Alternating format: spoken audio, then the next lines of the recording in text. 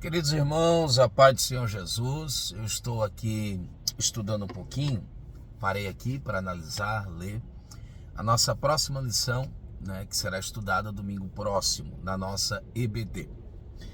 E eu comecei a ler o texto, tá? E eu confesso a vocês, hoje recém é segunda-feira, que eu nem mesmo li a lição por inteira, mas peguei apenas ali a leitura bíblica em classe, então eu quero fazer desse modo.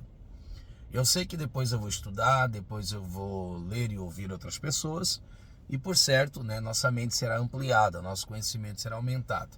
Mas a minha ideia aqui é ter a primeira impressão, primeiro contato, não com esse texto, que obviamente que eu já o li diversas vezes, mas na perspectiva do tema apresentado na lição, que é a igreja enfrenta seus problemas. Bom, se a igreja enfrenta seus problemas, essa é a temática, obviamente é porque a igreja tem problemas. E problemas são feitos para serem solucionados. Então a igreja confronta seus problemas. Não dá para postergar. A igreja precisa confrontar. A igreja precisa remediar. É esta igreja.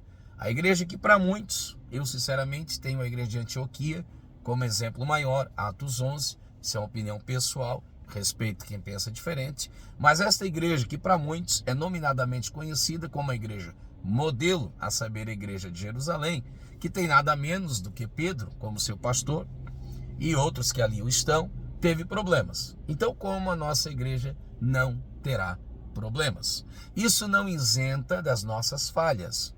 Eu sempre digo, a igreja é uma obra perfeita, realizada por homens imperfeitos, aperfeiçoado pelo Deus que aperfeiçoa e por isso é perfeita. Perfeito é Deus a quem a igreja prega, serve, adora e ministra obedecendo suas ordens. Mas nós somos pessoas imperfeitas. A chamada ela é dada a gente comum, como eu e você, gente simples, gente problemática, gente limitada. Então é dada a pessoas que não têm condição de fazer, é dada a pessoas que não têm recurso como ser feito, mas confiam num Deus que tudo pode fazer em todos. Então essa, penso eu, que é a nossa esperança, que nos mantém fazendo algo que a gente sabe que eu sou incapaz de fazer, que eu não tenho recurso para fazer e que eu nunca farei, nem perfeitamente e nem como um todo. Então por que continuo fazendo? Porque eu creio em Deus, que comissionou, que ordenou para que fosse feito. Então vamos lá. Atos dos Apóstolos, capítulo 6. Eu vou ler aqui apenas o verso 1. Talvez eu grave outros vídeos falando sobre esse texto. Volto a repetir.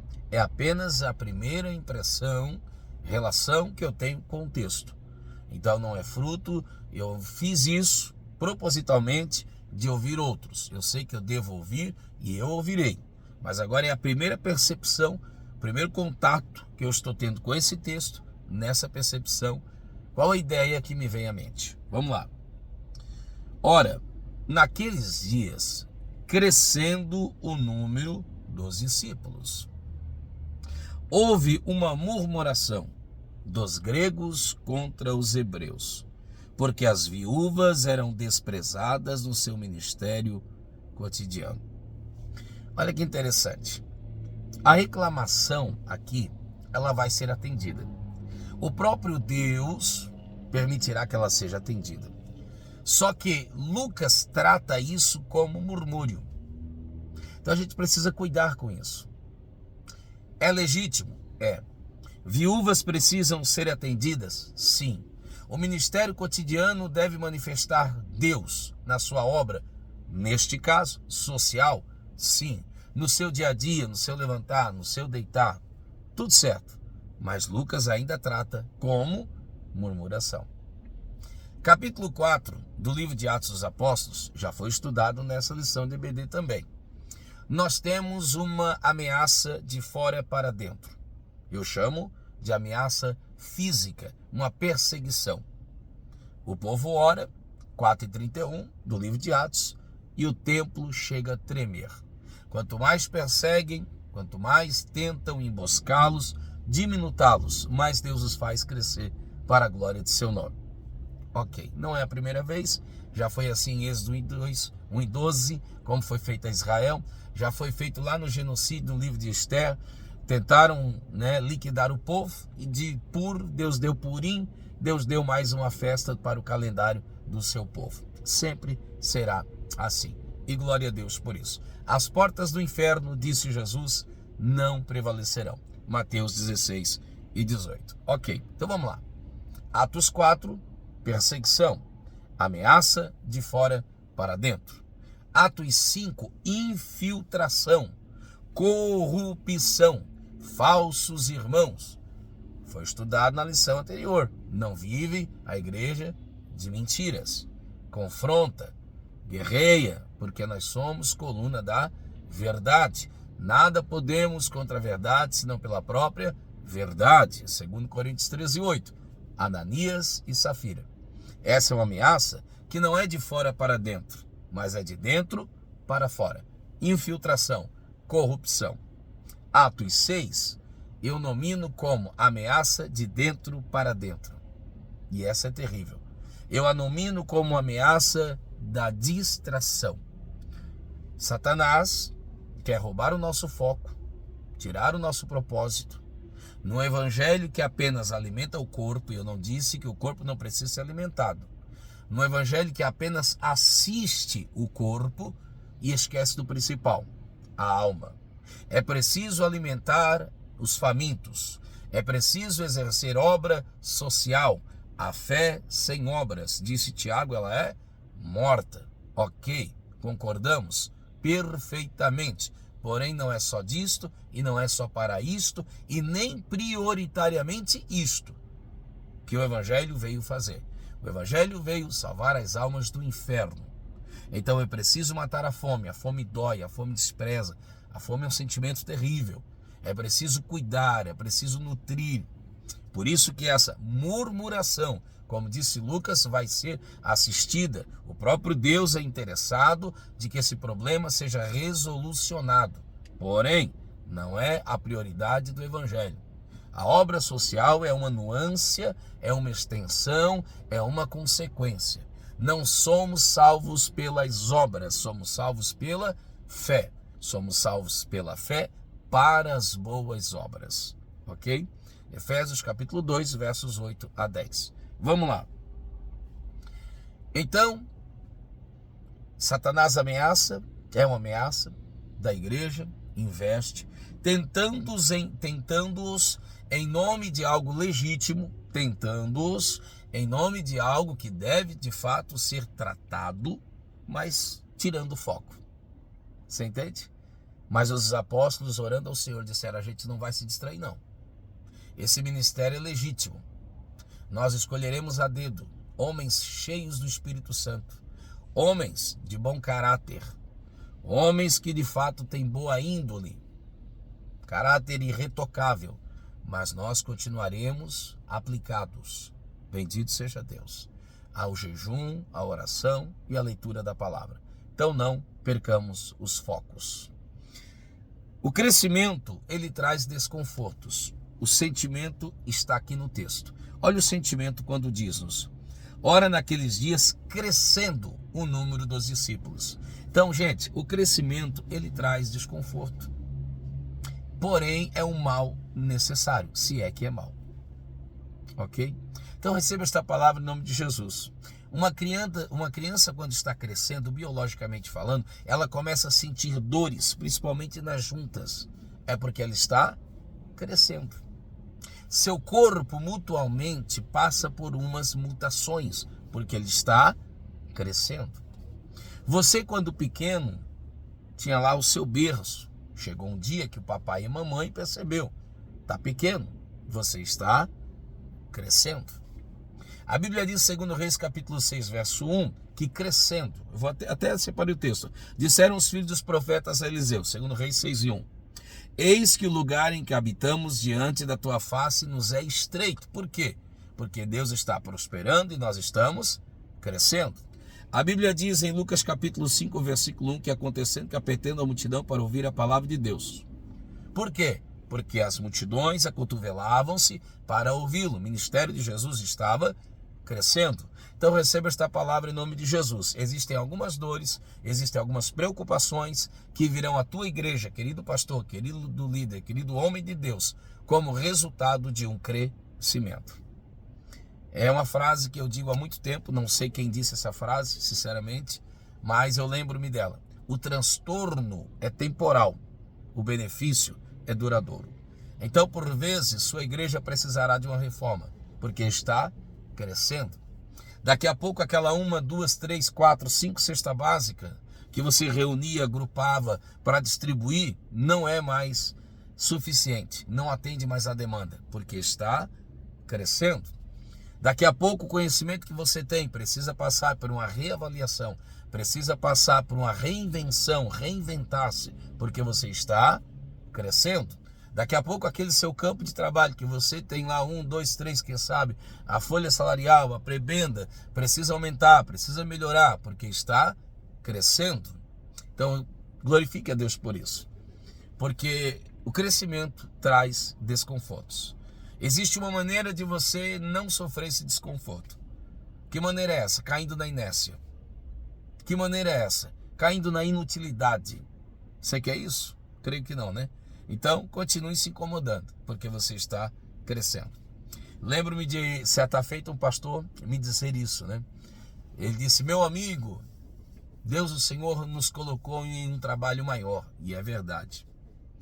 Nós saímos de uma igreja, disse ele, de um campo que tínhamos 800 membros. Assumimos um campo com quase 2.000 membros. E eu pensei, mas não disse. 2.000 problemas. Aumentou a demanda, aumentou o problema. Não levou 6 meses e ele disse-me isso. Olha, Deus tem abençoado-nos. Está crescendo. Mas vou dizer para você, disse ele, tenho pouco tempo para descansar, para dormir, porque realmente a demanda exige muito. É porque você está crescendo. Tá certo? Deus te abençoe em nome de Jesus. A questão é, nós temos de um lado aquilo que a gente pensa como igreja ideal. O ideal seria que todas as demandas fossem atendidas. O ideal seria que nós tivéssemos um grupo que atendesse, que cobrisse essa demanda, pessoal preparado, recursos, tudo funcionando. Esse é o ideal, mas não é o real. O ideal seria que você tivesse, um coleguismo, um grupo de obreiros, que você tivesse uma equipe preparada, apta, disposta. Que bênção! Mas não é a realidade. Não é a sua realidade. E Deus não trabalha com o ideal. Se trabalhasse com o ideal, não teria eu e você. Deus trabalha com o real. Então, em nome de Jesus, entenda o ideal e o real. São duas coisas distintas. E agora permita-me pontuar algo. A igreja cresce geometricamente falando. Mas como aqueles que a mantêm, que a sustentam, que a orientam, que a pastoreiam, que a direcionam, crescem. Esses é diferente. Esses não é geometricamente. Esses é aritmeticamente. Consegue entender?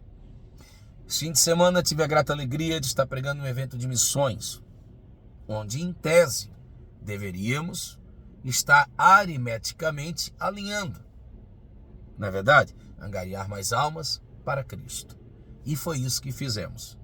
Quero aqui parabenizar, querido pastor, presidente desse lindo campo de trabalho, desta igreja profinca, desta igreja que está pujante, relevante, aqui no nosso estado, na cidade de Jaguaruna. Deus abençoe nosso querido pastor Alexandre. Deus tem abençoado ele, sua equipe, seu grupo de obreiros, está recebendo novos obreiros, trabalhando, crescendo. O nosso estado está recebendo muitas pessoas de fora, estão sendo abraçadas. Deus tem abençoado o pastor Alexandre Luciano, poderosamente. Realmente um exemplo a ser seguido. Lá na congregação do Camacho, onde setorialmente está pastoreando meu amigo pastor David Santos, que é santo até no nome. Uma bênção. A igreja socada, os irmãos tiveram que trazer cadeira. Estava cantando José Ricardo, obviamente que não foram lá para me ouvir pregar, mas para ouvir o Zé Ricardo cantar. E eu, sinceramente, se pudesse, abriria a mão de pregar para ouvi-los cantar. Caráter, carisma, graça, unção, talento, repertório, tudo maravilhoso.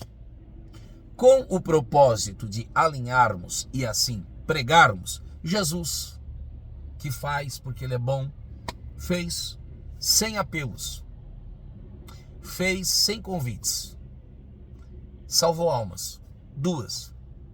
Vieram, tanto uma quanto a outra, uma no sábado, outra no domingo, vieram. Isso é maravilhoso, gente. Isso é o sonho, isso é o que a gente ora a Deus para isso. Vieram, aceitaram a Cristo. Como eu fui o pregoeiro da noite, eu posso dizer-lhes de cadeira, eu não formulei o convite. Tá, mas por que, pregador? Deixei a critério do pastor e também o fiz porque Congresso de Missões eu vim alinhando. Zé e Ricardo cantaram hinos voltados a isso e a gente pregou mensagem de estímulo, vamos ganhar alma, angariar almas, saquear o inferno, povoar o céu. 2 almas aceitaram a Cristo. Mas quantos obreiros foram ingressados ontem nas fileiras e trincheiras para cuidar de mais 2 vidas? São mais 2 vidas que vai sobre os ombros de incumbência, pastor David Santos e aqueles que o ladeiam.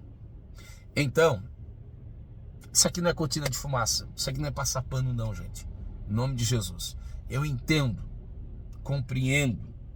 E quem é o lambari para falar de tubarões? Que a igreja precisa, sim, organizacionalmente falando, institucionalmente falando, a igreja precisa melhorar, enfim, a nossa liderança. Sabem disso? É de cima para baixo, não de baixo para cima. Tudo isso é verdade. Mas vamos ter um pouquinho de clemência, um pouquinho de misericórdia, um pouquinho de oração a mais. Entender o seguinte, repito, a igreja cresce. Como que ela cresce? Lembra como eu falei? Geometricamente. Salvação em massa. Isso é prova de um verdadeiro avivamento. Mas agora, como nós podemos capacitar alguém para cuidar dessa gente? Para cobrir essas ovelhas? É aritmeticamente. Isso demanda tempo. Isso demanda recurso. Hoje a vida está cara. Um obreiro custa também. Ele come, ele bebe, ele veste. Não é tão simples. Então, que em nome de Jesus, alguém já disse que muito ajuda quem não atrapalha. Tenhamos e façamos essa leitura. Isso aqui não é passar pano sobre algumas lideranças que talvez não estejam levando a coisa como devem ser levado, considerando que deve ser considerado. Até porque o liderado não é digno e nem apto de falar a liderança. Mas eu devo entender isso. Eu preciso ser sensível a isso. A igreja cresce geometricamente. E os obreiros que vão discipular, que vão doutrinar, que vão cuidar, que vão arrebanhar, que vão visitar. Olha quantas leads. Isso aqui, gente, não é geometricamente. Isso aqui é aritmeticamente. Para vir a Jesus, se nós pudéssemos, ganharíamos 1 alma por dia. E se pudéssemos 2, e pudéssemos 10, 20, 100 almas por dia. Precisamos todos os dias ganhar gente para Jesus. Então, para aceitar Jesus, basta querer ser feliz. Basta aceitar quem nunca me negou, Jesus. Agora, para enviar na qualidade de obreiro, aí exige qualificação, exige especificação. Ninguém nasce pronto. Então, esse é o desafio proposto sobre os ombros da nossa liderança, dos nossos obreiros, dos nossos pastores. E a nossa oração é que Deus nos dê graça. Gente, nós estamos aqui, somos aliados, em nome de Jesus. Volto a repetir, não é passando um pano não, de modo algum. É entendendo que precisa melhorar e precisa ser feito, mas é entender que a demanda é muito grande. É o que disse um tal de Jesus. Eu acho que ele sabia o que estava dizendo, né? Lógico que eu estou sendo irônico. Ele disse que muito grande é a seara. Mateus 9,37. E ele diz que pouquíssimos são os trabalhadores para esta seara. Então, em nome de Jesus, ao invés de apenas apontar as dificuldades, os defeitos, as melhorias, e se de fato for digna de receber apontamento, ok. A questão não é o quanto eu enxergo, a questão é o quanto eu me disponho para ajudar, o quanto eu me disponho para que esse problema seja resolucionado. Então, que Deus nos ajude. Lucas disse, é legítimo, é verdadeiro, mas ainda assim é murmuração. E Deus não nos chamou para murmurar não, chamou-nos para orar, para auxiliar, para abençoar. Que Deus nos ajude em Cristo Jesus a ter essa compreensão e esse entendimento. Desculpa aí pela extensão do vídeo. É só um pensar. Você viu como pensando Bíblia flui? 20 minutos. É só um pensar. É só um pensar. Volto a repetir. Não tem aqui citação de comentaristas, não tem aqui nada. É só o primeiro contato com o primeiro versículo da leitura bíblica em classe. Olha quanta coisa boa pode ser extraída daí. Deus te abençoe em nome de Jesus. Amém.